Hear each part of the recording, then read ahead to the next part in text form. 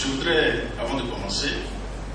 saluer avec beaucoup de déférence et de reconnaissance la présence de Monsieur le vice-premier ministre, garde des Sceaux, ministre de la Justice de la République du Cameroun. Je dois également saluer avec déférence la présence du ministre délégué chargé du contrôle supérieur d'État, Monsieur le ministre Fried, État même Assoma. Je salue le professeur Kanto, ministre délégué auprès du ministre, du vice-premier ministre chargé de la Justice, garde des Sceaux. Je salue également le secrétaire d'État auprès du ministre de la Justice. On voit que tout le ministère est là, et c'est tout un honneur et un privilège pour nous. Monsieur le ministre président de l'exercice du Conseil des ministres de l'OADA, Monsieur le vice-premier ministre, garde des Sceaux, ministre de la Justice de la République du Cameroun, Mesdames et Messieurs les ministres, Monsieur le premier vice-président de la Cour commune de justice et d'arbitrage de l'OADA, Monsieur le directeur général de l'École régionale supérieure de la magistrature de l'OADA, chers parents, chers collègues, venus si nombreux, chers confrères avocats, chers amis, distingués invités, mesdames et messieurs. Il est parfois, sinon bien souvent, dans les moments décisifs en particulier, difficile de trouver les mots pour exprimer ce que l'on ressent. L'immense et impérissable Victor Hugo ne disait-il pas quelque part les mots manquent aux émotions? Mais comment ne devrais-je pas commencer ma présente adresse sans dire ma profonde et sincère gratitude au gouvernement et spécialement au chef de l'État camerounais, son Excellence, le président Paul Biya, pour l'accueil et les facilités dont moi aussi, à mon tour, j'ai commencé à bénéficier, en même temps que mon épouse qui m'a accompagné. Et cette reconnaissance mérite une expression, voire une proclamation,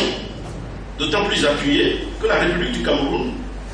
a toujours apporté un soutien généreux, constant et décisif à la construction et au renforcement de notre organisation. À l'heure où des défis multiples, parfois pressants, se précipitent sur nos portes et devant nous, la stabilité politique et la prospérité économique du Cameroun seront toujours plus utiles à l'OADA, et cela mérite d'emblée d'être dit et salué. Je dois également dire ma gratitude au gouvernement de mon pays, la République du Bénin, et au président Boni Yahi, dont l'appui et l'attention ne m'ont jamais fait défaut dans ma démarche pour arriver aujourd'hui à Yaoundé et pour contribuer ainsi, ne serait-ce que dans une modeste mesure, à l'œuvre d'édification d'une Afrique en marche vers son développement économique et social, quoi qu'en disent les Cassandres. L'expression de ma reconnaissance va également au président Faure Gnassingbé de la République togolaise. Il me semble en effet devoir dire et souligner, afin que nul n'en ignore, que sa vision de l'intégration des États africains et du progrès économique de notre continent est assurément très élevée. Par ailleurs, je ne puis manquer ici de remercier mon épouse, Madame Irène Sosa, née Fampounian, ici présente, qui a toujours été de tous mes combats et de toutes mes aventures depuis maintenant plus de 2 décennies. Je salue enfin avec émotion les hauts magistrats, ils sont nombreux dans la salle, mes collègues enseignants, dont la science et l'expertise demeurent si précieuses à l'OADA, mes confrères avocats, mes parents et beaux-parents, ainsi que tous mes amis qui ont fait le déplacement de ce jour. Monsieur le Président du Conseil des ministres, Monsieur le vice-premier ministre, Mesdames et Messieurs, votre présence personnelle, Monsieur le Président, Monsieur le vice-premier ministre, à cette cérémonie, traduit avec éclat l'importance que nos États et nos gouvernements attachent à l'OADA et à son développement judicieux et adéquat. Elle affiche l'amplitude de la responsabilité que vous avez entendu me faire assurer en me désignant comme secrétaire permanent de notre organisation. Je mesure cette responsabilité avec beaucoup de gravité, de respect, mais aussi avec la conscience claire de faire mieux pour toujours mériter votre haute confiance.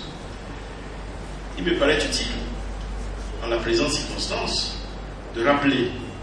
que le continent africain n'est pas resté inactif dans le domaine de la nécessaire coopération économique et monétaire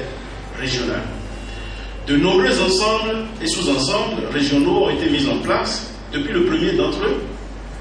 à savoir l'Union douanière économique de l'Afrique centrale, l'UDEAC, créée en 1964.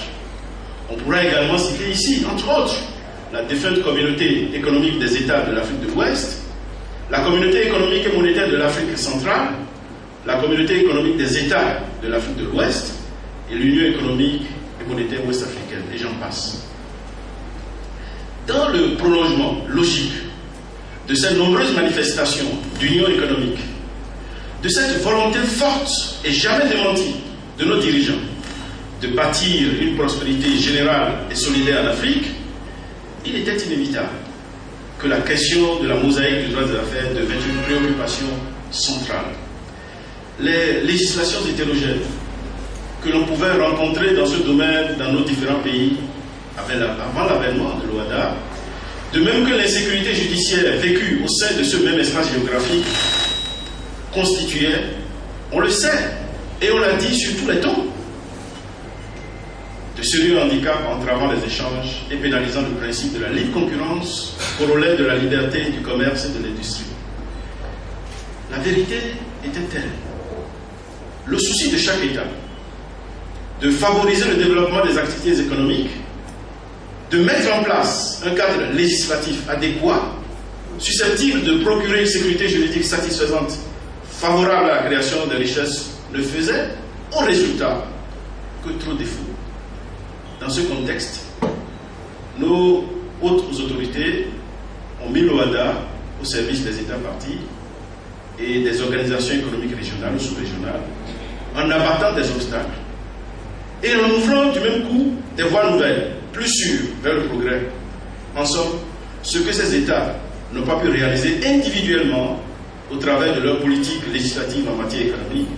l'OHADA le permet en renforçant l'effort d'assainissement et d'intégration avec son cadre juridique uniforme, appuyé d'un organe judiciaire suprême et unique. C'est donc finalement dans la logique des idées de facilitation et de légitimation d'une politique de développement économique et social soutenue et pérenne de l'Afrique que s'inscrit l'OHADA. Et dans ce sens, le chemin parcouru depuis 1993 est déjà considérable. C'est d'ailleurs pour cette raison que je me dois de louer le dévouement et les actions menées par mes prédécesseurs à la tête du secrétariat permanent. Je note en particulier que sous la direction de M. Koleka Oudoura-Tapa, à qui j'ai l'honneur de succéder aujourd'hui, plusieurs actes cardinaux et très positifs ont été posés dans le sens du renforcement de notre